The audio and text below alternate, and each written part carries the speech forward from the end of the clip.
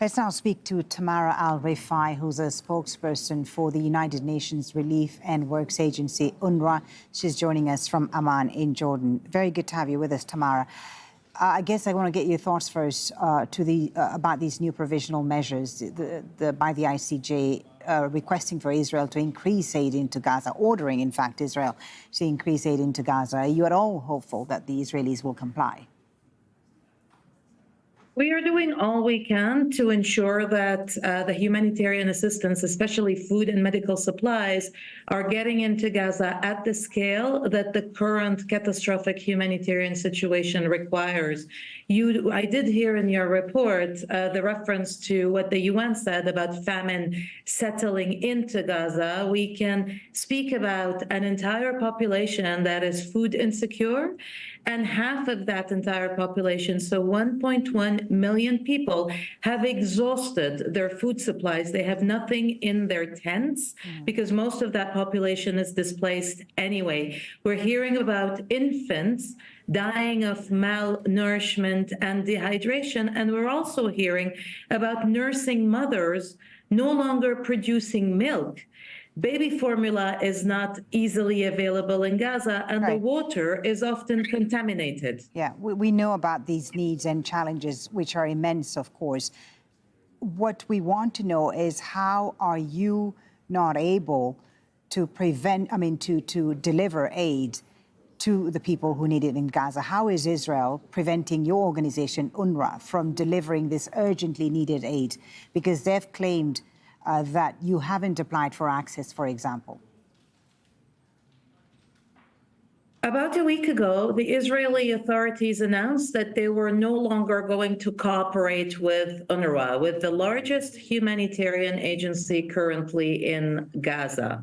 This, for us, is an impediment, and a really official impediment to our ability to continue providing life-saving food and medical supplies. Over the last week, 5 of our requests to access the north of Gaza, which is almost entirely sealed off with food assistance, were denied by the Israeli government. Therefore, we are finding that our operational space is really shrinking.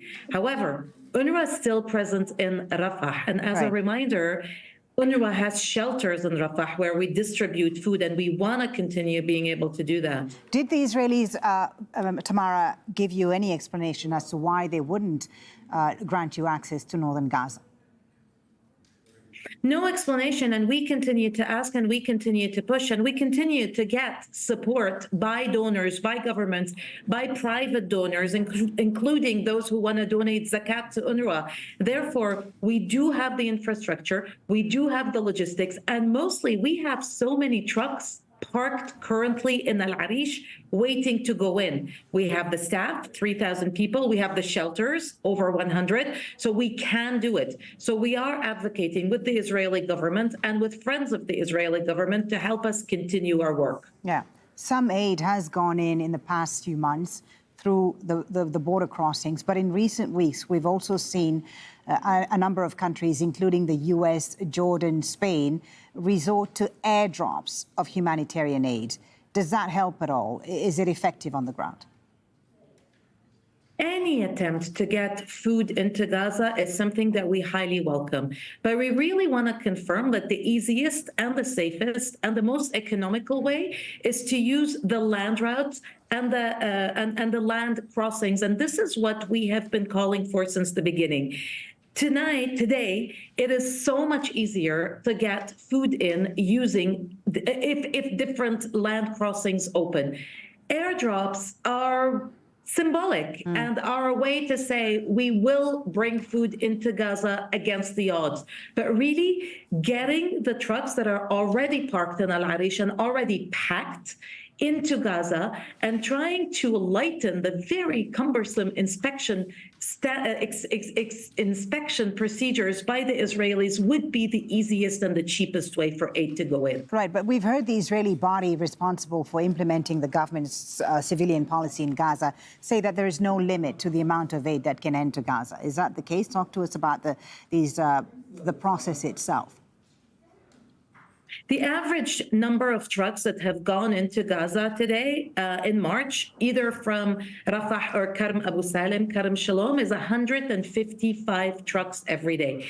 That is way below the minimum required 500 trucks to go in every day. And therefore, both the order of the ICJ, but also the latest UN Security Council resolution very clearly called for an increase at scale, humanitarian food, medical supply access into Gaza. We are very far from it. Thank you very much for talking to us. Tamara Alrifai, spokesperson for UNRWA, joining us there from Amman. Thank you for your time.